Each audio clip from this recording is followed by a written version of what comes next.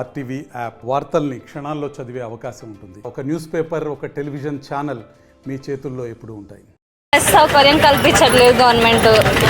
కాలేజెస్కి రెగ్యులర్గా బస్సు వస్తేనే కదా పల్లెటూరు వాళ్ళు కానీ రెగ్యులర్గా వచ్చేది. అక్కడ క్లాసెస్ మిస్ అవుతున్నాయి, మళ్ళా టైంకి కూడా పోవటం లేదు. కాబట్టి మీరే ఎలాగైనా బస్ సౌకర్యం కల్పించాలని కోరుకుంటున్నాను. ఎస్ఎంఎల్ కళాశాల విద్యార్థులకు డిపో డిఎం గారు నామకే మాత్రంగా ఈరోజు బస్సు అడిగినప్పుడు మాత్రమే బస్సు పొద్దున మాత్రమే వేసి సాయంత్రం ఎగ్గొట్టడం. ఎమ్మెనూరు సమీపంలో ఉన్న ఎస్ఎంఎల్ కళాశాల కనీసం 3 కిలోమీటర్ల ఉన్న ఎస్ఎంఎల్ కళాశాలకు బస్సు నడపలేకపోతే పల్లెటూరులకు ఏ విధంగా బస్సు నడుపుతారని ఇవాళ డిమాండ్ చేస్తున్నాం. ఈరోజు ఎస్ఎంఎల్ కళాశాల విద్యార్థుల తరఫున మా పీడిఎస్ ఆర్గనైజ్ తరఫున ఈరోజు ధర్నా నిర్ణయించడం జరిగింది.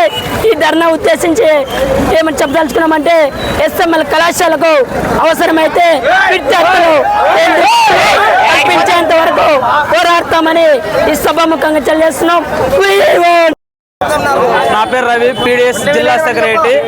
తో ఇక్కడ స్టూడెంట్ దాదాపు అంటే 200 మంది ఉంటారు. కాకపోతే ఈయన డిఎం సరిగా పట్టుకోవడం లేదు వల్ల చాలా మంది పిల్లలు ఇబ్బంది పడుతున్నారు. అయినా కాకుండా ఒక రోజు 2 రోజులు అయితే ఏమో సరే కనుక ఇక్కడ దాదాపు ఎందుకంటే హౌస్లు పల్లెటూరు వాళ్ళ పిల్లలకు చాలా నష్టపోతున్నారు. కాబట్టి డిఎం ఫస్ట్ పోయి అడిగినాము, అయినా కానీ వాళ్ళు రెస్పాన్స్ చేయడం లేదు. లేకుంటే ఇన్ఛార్జ్ అంటారు, ఇన్ఛార్జ్ పట్టుకోవడం లేదు. వీళ్ళు లేని వల్ల దాదాపు పిల్లలు ఏ విధంగా బాధపడుతున్నారు. బస్ పాసులు ఉన్నా కానీ సక్రమంగా నడపడం లేదంటున్నారు. అయితే దీనివల్ల ఎందుకంటే చాలా మంది పిల్లలు విద్యార్థులు నష్టపోతున్నారు. కాబట్టి దీని తరపు నుంచి ఎంతో మంది ఇబ్బంది కాలేజీ వెళుతూ దాదాపు ఎట్లా చేయాలో ఎట్లా ఏం చేయాలనే పరిస్థితి దీని ఉద్దేశంతోనే ఈ మౌనంగా విద్యార్థి ధర్నా చేరుతున్నారు. మరిన్ని వీడియోస్ కోసం ఛానల్ ని సబ్స్క్రైబ్ చేయండి. లేటెస్ట్ అప్డేట్స్ కోసం వాట్సాప్ ఛానల్ ని ఫాలో చేయండి. అండ్ లింక్ డిస్క్రిప్షన్ లో ఉంది.